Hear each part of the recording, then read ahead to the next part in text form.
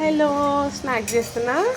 పెరుగు పుల్లగా అయింది, అంటే తోడేసింది తీయడం మర్చిపోయి లేట్ తీసాను, కొంచెం పుల్లగా అయింది. అందుకనే చల్ల చక్రాలు చేస్తున్నా. పెరుగులో పచ్చిమిర్చి, అల్లం, ఎంత కారం తింటారో దాన్ని చూసుకొని ఆ పెరుగులో పచ్చిమిర్చి అల్లం దొడ్డుప్పు వేసి పేస్ట్ చేసేసి ఈ పెరుగులో వేసి కొన్ని నీళ్ళు వేసుకొని, ఎక్కువ వేయద్దు, కొన్ని వేసుకొని పెరుగు చిలికేసి బియ్యం పిండిలో కొంచెం బటర్ వేడి చేసి వేసి కలిపేసేయాలి. అంతే, కలిపేస్తే చల్ల చక్రాల్లోకి పిండి రెడీ అయిపోతుంది. ఇంకేం వాటర్ వేయద్దు, మజ్జిగతోనే కలిసిపోతుంది.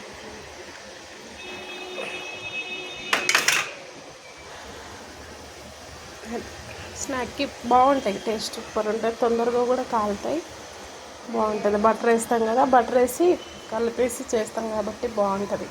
నేను ఇంత మజ్జిగకి 1 కిలో అంత పిండి, అంటే వాటర్ వేయకుండా దీంతోనే కలుపుతాం కాబట్టి సరిపోయింది.